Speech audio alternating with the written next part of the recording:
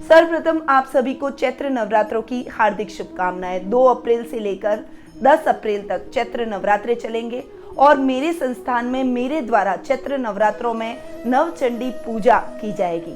तो ज़्यादा से ज़्यादा संख्या में शामिल होकर इस पूजा को सफल बनाएं। नमस्कार, सुस्वागतम, वेलकम। मैं निधि माली आपके अपने इस YouTube चैनल में आप सभी का स्वागत करती हूँ। आज मैं आपके सामने वृश्चिक राशि वालों का अप्रैल माह का मासिक राशिफल लेकर उपस्थित हुई और सबसे पहले आपको भारतीय नववर्ष की हार्दिक शुभकामनाएं। ये नया साल आपके लिए सुख, सौभाग्य और समृद्धि लेकर आए, यही मेरी मनोकामनाएं हैं, यही मेरी गुड विशेष है आप सभी के लिए। और जिस प्रकार हम जो आंग्ल नववर्ष है उसको बड़े उत्साह से मनाते हैं, उसी प्रकार हमें हमारी भारतीय संस्कृति और सभ्यता को फॉलो करते हुए अपने भारतीय नववर्ष को भी उतने ही उत्साह से मनाना चाहिए। परंतु इस दिन पूजन, हवन, भजन और भगवान की भक्ति करके इस नववर्ष की शुरुआत करें। यही हमारे भारतीय परंपरा और भारतीय संस्कृति। और वैसे भी 2 अप्रैल को चेटी चंद का पर्व आ रहा है और 2 अप्रैल को चैत्र नवरात्रे प्रारंभ होते हैं। उसी दिन से विक्रम संवत 2079 प्रारंभ हो रहा है और चैत्र नवरात्रे की घट स्थापना का भी दिन वही रहता है। इसीलिए घट स्थापना करें, माँ दुर्गा की पूजा आराधना करें और आपके इष्ट देव की पूजा आराधना, हवन, पूजन और उनकी साधना जरूर करें। 2 से 10 अप्रैल तक चैत्र नवरात्रे चलेंगे। 10 अप्रैल को रामनवमी का पर्व बहुत ही धूमधाम से मनाया जाएगा। 14 अप्रैल को महावीर जयंती और अंबेडकर जयंती आ रही है। 15 अप्रैल को गुड फ्राइडे आ रहा है और 16 अप्रैल को हनुमान जयंती और चैत्र पूर्णिमा आ रही है। तो ये है व्रत और त्योहार। और अप्रैल माह में इन सारे व्रतों को देखकर ऐसा लगता है कि ये व्रत और त्योहारों का माह है, परंतु इस माह को और भी विशेष बनाती है ग्रह गोचर की स्थिति, क्योंकि अप्रैल माह में बहुत सारे ग्रहों का राशि परिवर्तन होने जा रहा है। और वार्षिक राशिफल के दौरान मैंने आपको बताया भी था कि अप्रैल माह में 3 बड़े ग्रह गुरु, राहु और शनि, इन तीनों ग्रहों का भी राशि परिवर्तन होगा। तो क्या परिणाम आपको ग्रह गोचर की स्थिति के देखने को मिलेंगे वो जान लेते हैं। सबसे पहले जानते हैं कि ग्रहों की स्थिति इस माह में क्या रहने वाली है। तो सबसे पहले बात करते हैं ग्रहों के राजा सूर्य की, जो कि वर्तमान में मीन राशि में विराजमान है और 14 अप्रैल को वे उच्च के होकर मेष राशि में विराजमान हो जाएंगे। बुध ग्रह 2 बार राशि परिवर्तन कर रहे हैं और वर्तमान में मीन राशि में है और 8 अप्रैल को वे अपनी मित्र राशि मेष राशि में प्रवेश करेंगे। 25 अप्रैल को पुनः राशि परिवर्तन करते हुए वृषभ राशि में प्रवेश कर जाएंगे। मंगल ग्रह, जो कि आपके राशि स्वामी भी है, वे अपनी उच्च की राशि मकर राशि में वर्तमान में विराजमान हैं और 7 अप्रैल को वे अपनी मित्र राशि कुंभ राशि में प्रवेश करेंगे। गुरु ग्रह वर्तमान में कुंभ राशि में विराजमान है और 13 अप्रैल को अपनी खुद की राशि मीन राशि में स्वग्रही हो जाएंगे। शुक्र ग्रह वर्तमान में अति मित्र राशि कुंभ राशि में विराजमान है और 27 अप्रैल को वे अपनी उच्च की राशि मीन राशि में प्रवेश करेंगे। शनि ग्रह का भी इस माह में राशि परिवर्तन होने जा रहा है, जो कि बहुत ही इंपॉर्टेंट है। वर्तमान में वे अपनी खुद की राशि मकर राशि में स्वग्रही होकर विराजमान है और 29 अप्रैल को वे अपनी मूल त्रिकोण की राशि यानी कुंभ राशि में स्वग्रही हो जाएंगे। राहु, जो कि वर्तमान में वृषभ राशि में विराजमान है, 12 अप्रैल को वे वृषभ राशि से मेष राशि, जो कि उनकी सम की राशि है, उसमें प्रवेश करेंगे और फिर वे वहां विराजमान होने वाले हैं। और चूंकि राहु केतु छाया ग्रह है, इसीलिए वे दोनों पश्चिमगामी चाल चलते हैं। केतु भी राहु के साथ में राशि परिवर्तन करेंगे और वे वृश्चिक राशि से 12 अप्रैल को अपनी सम राशि तुला राशि में प्रवेश कर जाएंगे। और गुरु, राहु और शनि, इन तीनों के, चूंकि ये तीनों बहुत बड़े ग्रह हैं, बहुत लंबे टाइम तक एक राशि में रहते हैं, इसलिए इन तीनों के राशि परिवर्तन की जानकारी भी मैं ऑलरेडी अपलोड कर चुकी हूँ। इसके वीडियो आपको मेरी प्लेलिस्ट में मिल जाएंगे। चैनल पे जाकर प्लेलिस्ट में जाएं और वहाँ जाकर अपनी राशि के अकॉर्डिंगली आप अपने वीडियो का लाभ प्राप्त कर सकते हैं। अब बढ़ते हैं आगे और जान लेते हैं कि ये जो ग्रहों की इतनी सारी उथल पुथल हो रही है, इसका क्या परिणाम आपको यानी आपकी राशि वालों को देखने को मिलेगा। ये जो मैं राशिफल आपको देने जा रही हूँ वो मैं चंद्र गणनाओं पर आधारित है और राशि और लग्न दोनों के हिसाब से समान रूप से प्रभावशाली है। तो सबसे पहले बात करते हैं आपके राशि स्वामी की। जो कि आपके पर्सनैलिटी के भाव के स्वामी भी हैं, वो है मंगल। और इस माह की शुरुआत में ही राशि परिवर्तन करके वे आपके कुंभ राशि, जो कि उनकी अति मित्र राशि है, उसमें प्रवेश करेंगे। अब तक वे उच्च के बैठे थे, बहुत बढ़िया रिजल्ट आपको दे रहे थे, और जब मंगल आपके सुख स्थान में जाएंगे तब भी आपको बहुत ही बेहतर रिजल्ट मंगल के देखने को मिलेंगे, क्योंकि आपके राशि स्वामी हैं, लग्नेश हैं और केंद्र में ही बैठ रहे हैं। तो इस समय भूमि, भवन, वाहन जैसे सुखों में वृद्धि करेंगे, आपके रिश्तों में मजबूती लाएंगे, ददियाल से संबंधों को और अधिक मजबूत करेंगे। पर इस समय आप मांगलिक हो रहे हैं, तो थोड़ा सा आपका क्रोध और आवेश अत्यधिक रह सकता है, स्ट्रेट फॉरवर्डनेस अत्यधिक रह सकती है, इसलिए इस पर थोड़ा सा नियंत्रण करने की आवश्यकता है। थोड़ा सा अगर आप अपने इस आदत को खत्म कर देंगे तो निश्चित रूप से सफलता को दुगना पाएंगे, पर्सनैलिटी में भी चार चांद लग जाएंगे। धर्म कर्म के कार्यों में आपकी रुचि बढ़ेगी, धार्मिक ग्रंथों के अध्ययन अध्यापन में आप अपनी रुचि को बढ़ाएंगे, और बढ़ानी भी चाहिए। इससे आपका गुस्सा, क्रोध, आवेश कम होगा और मानसिक शांति आपको अधिक मिलेगी। अब लग्नेश मंगल आपके रोग भाव के भी स्वामी हैं, और मंगल जाकर बैठे हैं सुख स्थान में। बहुत बढ़िया ये टाइम आपके लिए रहने वाला है, स्वास्थ्य संबंधी समस्याओं से मुक्ति मिल जाएगी।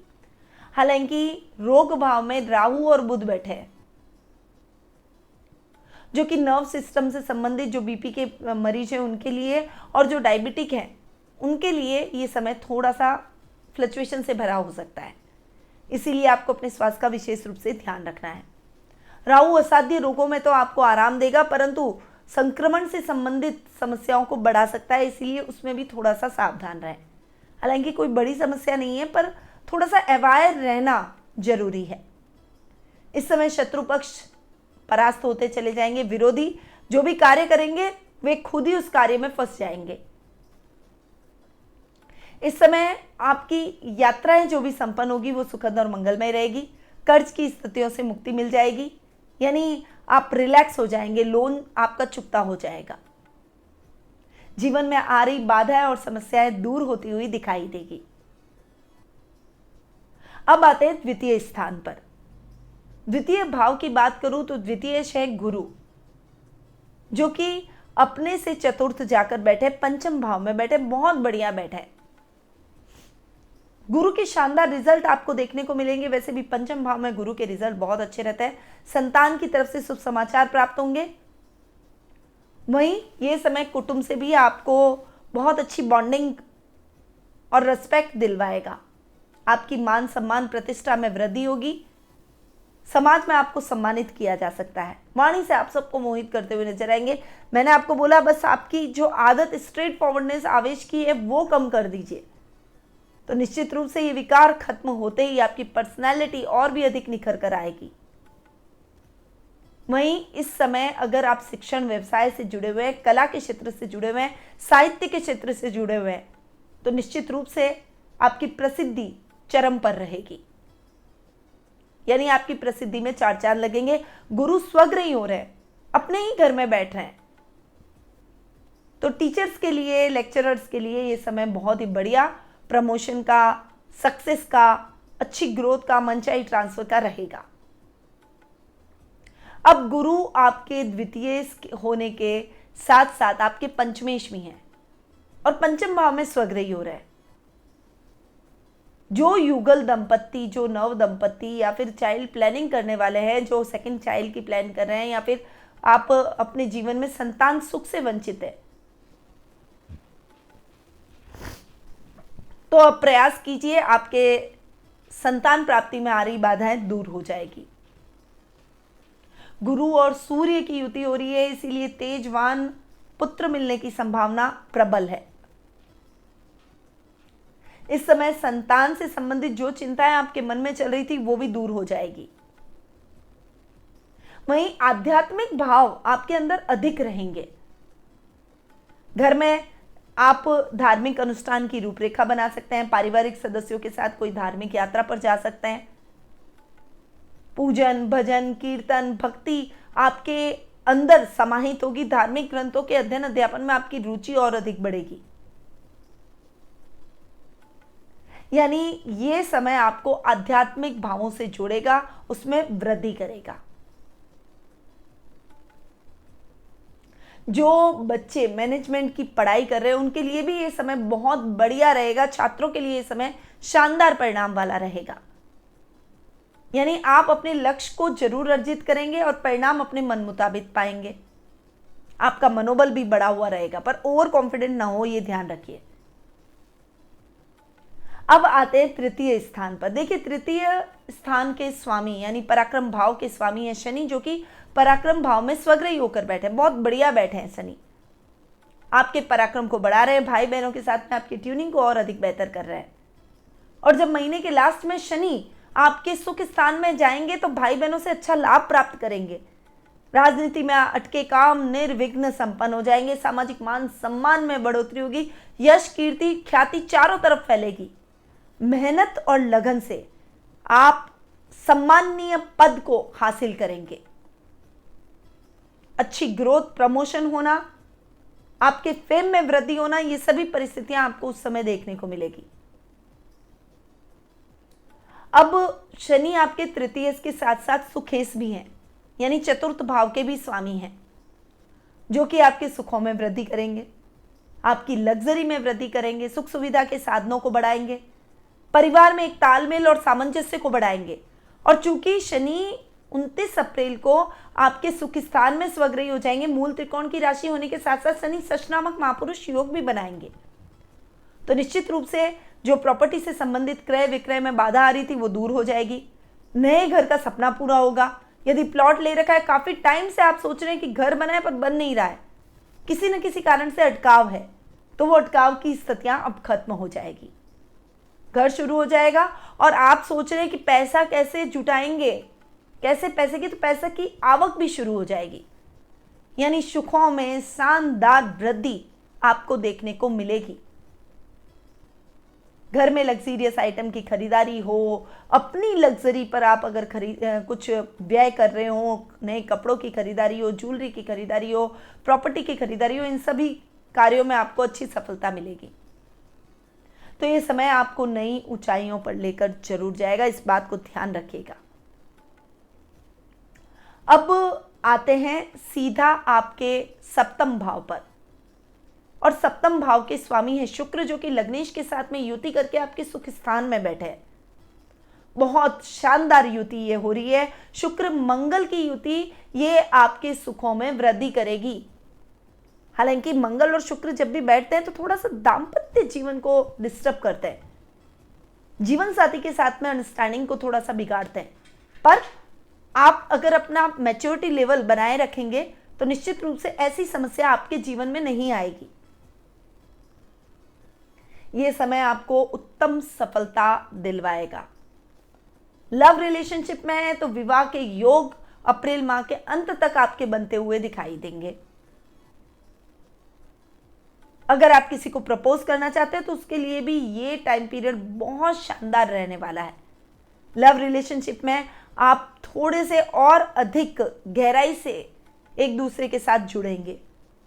अविवाहित है तो विवाह के बंधन में बंधने के लिए आपको शादी सगाई जैसे न्योते मिलेंगे और अपना मनचाहा लाइफ पार्टनर मिल ही जाएगा। यानी विवाह में आ रही बाधाएं खत्म हो जाएगी। व्यापारी वर्ग के लिए यह समय बहुत ही उत्तम परिणामदायक रहेगा, क्योंकि मंगल शुक्र की युति हो रही है, सप्तमेश और लग्नेश की युति हो रही है, जो कि आपके व्यापार को उत्तरोत्तर उन्नति की तरफ ले जाएगी। यानी बिजनेस में बहुत अच्छा लाभ आप प्राप्त करेंगे। व्यापार नई ऊंचाइयां छुएगा। अच्छे लाभ की परिस्थितियां आपको अपने व्यापार में देखने को मिलेगी। व्यापार की तरफ से ये समय आपके कार्यों में अच्छी उन्नति दिलाएगा। नई नई योजनाएं बनाएंगे और व्यापार में व्यापार के विस्तार को करने के लिए, व्यापार को विस्तार रूप देने के लिए कुछ नई योजनाओं का क्रियान्वयन भी करेंगे। अब आपके जो सप्तमेश शुक्र हैं वो आपके खर्च भाव के भी स्वामी हैं, द्वादशेश भी हैं। तो इस समय यात्राओं के अच्छे योग बन रहे हैं। विदेश यात्रा आप इस समय करते हुए दिखाई दे सकते हैं। लग्न इसके साथ चूंकि युति हो रही है तो सुखों में वृद्धि होगी,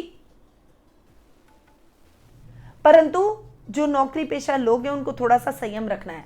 सहकर्मियों के साथ तालमेल बिगड़ सकता है, थोड़ा सा संभल कर चले। इस समय आपको थोड़ा सा अपने कार्यों में सजगता दिखानी पड़ेगी। यह समय बाहर से, विदेशों से अच्छा लाभ आपको दिलवाएगा और विदेशी करेंसी आपको अपने बिजनेस में मिलेगी। खर्चों पर थोड़ा सा नियंत्रण करें, इस बात को ध्यान रखें, क्योंकि मन जरूर मचलेगा और खर्च की व्यवस्था थोड़ी सी बिगड़ सकती है, परंतु चूंकि लाभ की स्थितियां अच्छी है इसलिए आप उसे बैलेंस कर लेंगे। अब आते हैं अष्टम भाव पर। अष्टमेश हैं बुध, जो कि आपके षष्ठम भाव में जाकर बैठे हैं। बुध का छठे भाव में जाकर बैठना, राहु के साथ जड़त्व योग बनाना अच्छा नहीं है। 25 अप्रैल के बाद भी समस्याएं रहेगी, क्योंकि अपने से 12वें जाकर बैठेंगे। गुप्त शत्रु उत्पन्न हो सकते हैं, जो कि आपके रिश्तेदार मित्रों के रूप में होंगे, आप उनको पहचान भी नहीं पाएंगे। इस समय यात्राएं बहुत संपन्न होगी, घर से दूर रहना पड़ेगा, परंतु वो यात्राएं आपके लिए ठीक रहेगी, पर उसमें सामान चोरी हो सकता है, इसलिए अपने सामान का ध्यान रखें। अपने कार्यों को किसी और पर न डालें, खुद खड़े रहकर अपने कार्यों को पूर्ण करें या फिर खुद खड़े रहकर करवाएं। इससे आपके काम द्रुत गति से होते चले जाएंगे और कार्यों में आ रही बाधाएं दूर हो जाएगी। अब अष्टमेश बुध आपके लाभेश भी हैं और लाभ भाव के स्वामी जाकर बैठे हैं षष्ठम में, जो कि आपके लाभ की स्थितियों को फ्लक्चुएट कर सकते हैं, परंतु यह परिस्थिति ज्यादा समय तक नहीं रहेगी। चूंकि राहु आपके षष्ठम भाव में आ रहे हैं, इसीलिए आपके शेयर मार्केट, लॉटरी जैसे कार्यों में आपको अच्छी सफलता मिल सकती है। डिजिटल करेंसी, कुछ भी आपने ऐसा इन्वेस्टमेंट किया है तो निश्चित रूप से लाभ प्राप्त करेंगे। यह समय आपके लाभ में उत्तरोत्तर प्रगति करवाएगा, आकस्मिक धन लाभ की परिस्थितियों को भी उत्पन्न करवाएगा। थोड़ा सा सोच समझकर कोई भी निर्णय लें या किसी अनुभवी व्यक्ति से सलाह लेकर आगे बढ़े तो आप और अच्छी कामयाबी हासिल करेंगे। अब आते हैं भाग्य स्थान पर। भाग्येश हैं चंद्रमा, और भाग्य में उतार चढ़ाव की स्थितियां कभी कभार चलेगी, पर ओवरऑल आपको सपोर्ट ही मिलेगा। आध्यात्मिक भावों में आपकी रुचि और अधिक बढ़ेगी। धन कर्म के कार्यों से जुड़ेंगे, जन कल्याण के कार्यों से आप जुड़ेंगे। वही जो युवक युवतियां बेरोजगार है उनको रोजगार की तलाश खत्म हो जाएगी, अच्छी नौकरी मिलने के चांसेस बन रहे हैं। अब आते हैं कर्म भाव पर। कर्मेश हैं आपके सूर्य, जो कि पंचम भाव में विराजमान है और 14 अप्रैल को वो आपके सिस्टम में तो जाएंगे पर उच्च के होकर विराजमान होंगे। शानदार काम को बढ़ा सकते हैं। इस समय बहुत बढ़िया आपका काम प्रगति करेगा और गुरु के साथ युति कर रहे हैं तो आध्यात्मिक कार्यों में और अधिक उन्नति होगी। जो ज्ञानवर्धक कार्य अगर आप करते हैं तो उसमें आपको बहुत अच्छी सफलता प्राप्त होगी। Property, electronic media, electronic items की अगर आप का कोई शोरूम है, मोबाइल का अगर आपका कोई शोरूम है, यदि बिजली का सामान का यदि आप काम करते हैं, या फिर आप फार्मेसी से रिलेटेड काम कर रहे हैं, मेडिकल फील्ड से जुड़े हुए हैं, तो ये समय आपको उत्तम सफलता दिलवाएगा। क्योंकि अभी आधे महीने भी सूर्य आपके पंचम में है और आधे महीने बाद भी उच्च के हो रहे हैं। रोगों में भी कमी लेकर आएगा। तो बहुत शानदार रिजल्ट मेडिकल के छात्रों का यदि कोई परिणाम आना है तो वो परिणाम आपका उत्तम रहने वाला है, आपके लिए बहुत सकारात्मक रहेगा। यानी वृश्चिक राशि वालों की तो अप्रैल माह में बल्ले बल्ले है, बहुत अच्छे रिजल्ट आपको अप्रैल माह में देखने को मिलेंगे। अब कुछ शुभ तिथियों के बारे में जान लेते हैं जो कि वृश्चिक राशि वालों के लिए बहुत ही इंपॉर्टेंट है। वो है 1 से 6 तारीख, 8 से 16 तारीख, 19 से 24 तारीख और 27 से 30 तारीख। अब ध्यान देने योग्य तिथियों के बारे में भी जान लेते हैं। वो है 7 से 9 तारीख, 17, 18, 25 और 26 तारीख। अब लकी कलर आपको क्या पहनने चाहिए, तो सबसे पहले तो आप लाल कलर का उपयोग बहुत अच्छे से कर सकते हैं, बहुत बढ़िया रहेगा, आपके लिए बहुत शुभ रहेगा। इसके अलावा आप पीले, नारंगी कलर का भी उपयोग कर सकते हैं, वो भी आपके लिए बहुत ही लकी रहने वाला है। अब आते हैं उपाय पर कि क्या उपाय आपको इस समय का लाभ उठाने के लिए करने चाहिए। क्योंकि समय बहुत उत्तम बना हुआ है, तो आप अपने उपायों को और अधिक तेज कर सकते हैं। गुरुवार के दिन आपको राधा कृष्ण के मंदिर जाना है और उनको तुलसी की मंजरियां चढ़ाएं, उनको कोई पीली पोशाक भेंट कर दें। इसके साथ ही आपको मंगलवार के दिन मंदिर में ध्वजा चढ़ानी चाहिए। हनुमान जी का मंदिर हो तो बहुत ही बढ़िया। मंगलवार और शनिवार के दिन हनुमान जी और शनिदेव के मंदिर जाएं और उन्हें ध्वजा अर्पित करें।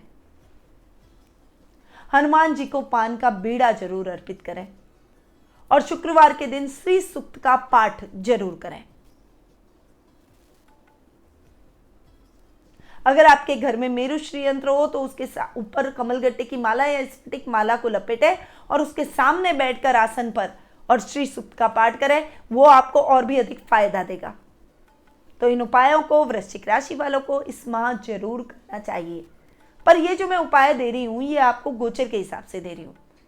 क्या आप अपनी जन्म कुंडली में परिस्थितियों के बारे में जानना चाहते हैं कि आपके जीवन में कौन से ग्रहों की कौन सी सिचुएशन बनी हुई है, जन्म कुंडली में कौन से शुभ योग बन रहे हैं, कौन से अशुभ बन रहे हैं, यात्रा किस दिशा में करनी चाहिए, यात्रा करें या बिजनेस करें, आपका लकी डायरेक्शन कौन सा है, लकी नंबर कौन सा है, लकी कलर कौन सा है, जॉब करनी चाहिए या आपको बिजनेस करना चाहिए, आर्थिक स्थिति आपके आने वाले समय में कैसी रहेगी, स्वास्थ्य में सुधार होगा या नहीं, संतान से संबंधित चिंता दूर होगी या नहीं, या संतान प्राप्ति में आ रही बाधा खत्म होगी या नहीं, विवाह में आ रही बाधाएं दूर होगी या नहीं, और छात्रों को मनानुकूल परिणाम मिलेंगे या नहीं। अगर आपके मन में और भी कई ऐसे प्रश्न चल रहे हैं तो मेरे द्वारा टेलीफोनिक अपॉइंटमेंट और पर्सनल मीट के माध्यम से कुंडली विश्लेषण का लाभ प्राप्त कर सकते हैं। अधिक जानकारी के लिए स्क्रीन पर दिए गए नंबरों पर संपर्क करें। अब मैं अपनी वाणी को यहीं विराम देती हूं। स्वस्थ रहिए, व्यस्त रहिए, मस्त रहिए और हमेशा मुस्कुराते रहिए। जय श्री राधे कृष्ण।